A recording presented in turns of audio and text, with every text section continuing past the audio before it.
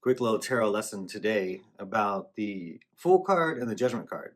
How they're exactly like the polar opposites of each other.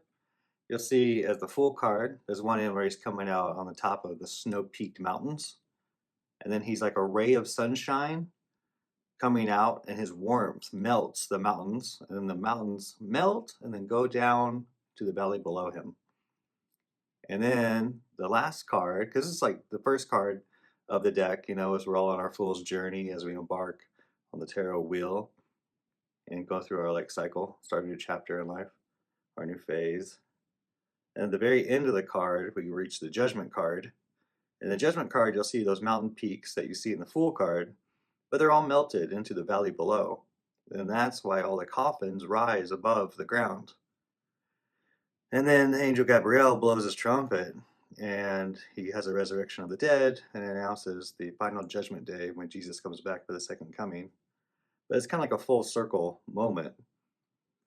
And this is why the Fool, he walks so carelessly and carefree on the edge of the cliff, because he knows that his light and his radiance and his warmth and his positivity and all that good energy melts the ice peak mountains, and then the valley below will be like a pool. When he falls over, he'll be saved and not fall down into the land. He'll fall into the water, just like the waters down here in the flood. And then the Hebrew letter connected to the Fool is Aleph, which is like the letter A. And then the Judgment card is connected to the Hebrew letter Shin, which is a SH, Shin. When you put A and Shin together, you spell the word Aish, which means fire. And so it's the fire within, like this spark of that divine that's within the Fool. And we're all that Fool as we feel that fire within us to get us up and get us motivated to step outside our comfort zones and start a new phase, kind of just lead with passion, lead with heart, and kind of overcome any fears and doubts because we got that fire within us. And then that fire within us starts the journey of the Fool's journey. And then finally, eventually, that Fool's journey ends at the Judgment card.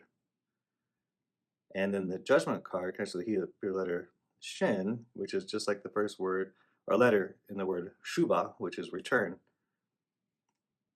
And so when you return, you kind of return to things full circle.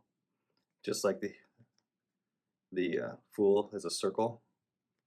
And then also Shin, when you spell out the Hebrew letter inside of a word form, it has a numerical value of 360, just like a circle. And when you come here, you arrive at full circle, coming back to things that you've been to before, but this time you're different, you're stronger, more mature, and you handle things a little bit differently and sort of redeem yourself.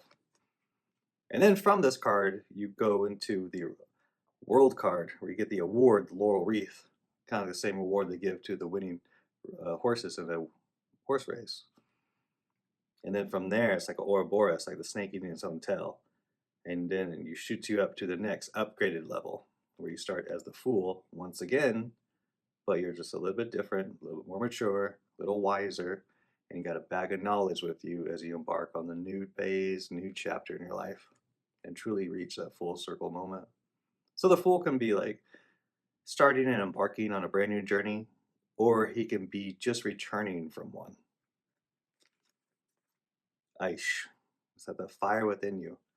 And then in between these cards, you have almost like the whole tarot wheel or the whole tarot grid with all the cards.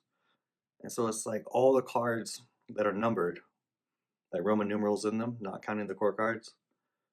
So the Fool starts this whole journey, finally ends at this card, because it starts with the suited cards, and then it goes down from the minors, and then goes down to the majors.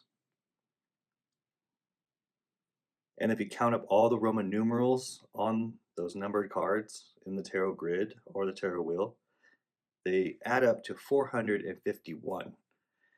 And 451 is the numerical value of the Hebrew word or the Hebrew name Ishmael. And Ishmael's name means to listen, or he will listen, God will listen, or he will listen to God. And so it means all those things, just depends on the context. And so the Fool, he's like Ishmael. And as long as he follows his journey and follows and listens to God and communicates with God or the creator or the universe, it'll communicate back and help him along the journey and keep that fire within him going, that Aish, as he goes through all the numbered cards, finally ending up on 451. And the whole story of Ishmael, he was the son of Abraham. He was the firstborn son, but the whole inheritance went to Isaac. But God said, "Do not forget about you, Ishmael. I will still give you your inheritance, and you're like destined for greatness and abundance and prosperity, but you just have to earn it. But as long as you do what you got to do to earn your inheritance, it's definitely promised to you. And then I swear at the end of your journey, it'll become more fulfilling because you would have to earn it. And you wouldn't get like this like feeling of entitlement. Truly earning your blessings is more fulfilling." The Ishmael 451.